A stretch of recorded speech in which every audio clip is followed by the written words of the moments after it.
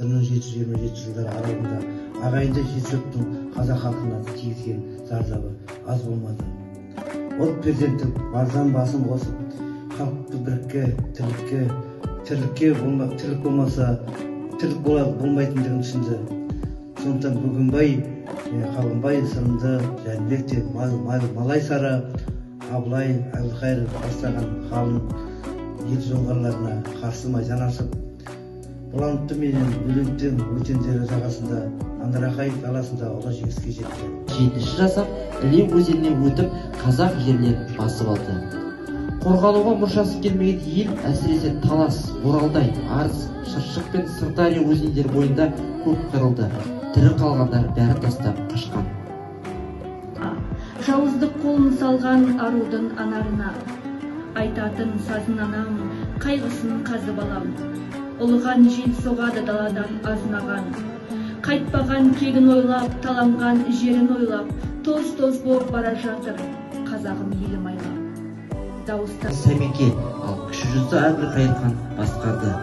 Әрбір жүз өзінің тәуелсіз саясатын жүргізді. Қазақтың әскері қажет кезде ғана жиналып тұратын, ал жоңғарда тұрақты әскер болды. Олар өздерінің ішкі қайшылықтарын реттеп, әскерін қажетті қару-жарақпен де қамтамасыз етті. Орыстармен қарым-қатынасын жақсартты. Осы елден қару мен оқ-дәріні көптеп сатып алды. 1715 жылы Құба қалмақтары орыстары тұтқында жүрген швед шебері Ренатты да қолдарына түсіріп, зеңбірек қою технологиясын меңгерді. Атамекен алып тозақ, мойынды қамыт қажап, мойындау ғарып қазақ ақырып.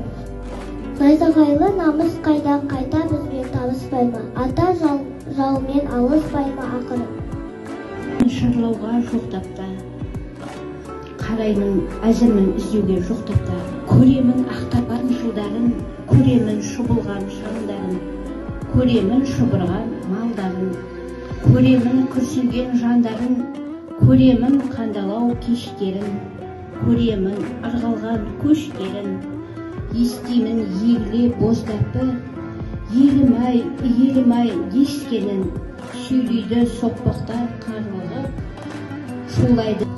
Итішпестің Алакөлі маңындағы соққыдан есін жия алмай қалған қалмақтар сусыз сортан жерде шөлге ұшырап, одан әрі соғыса алмай Аягөз шарға қарай қашқан. Бірақ қазақтар бұл жеңісті де одан әрі ұстап тұра алмады.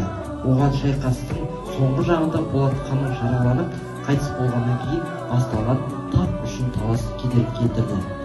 Болат ханның інісі Сәмеке ұлы хандыққа сайланбады.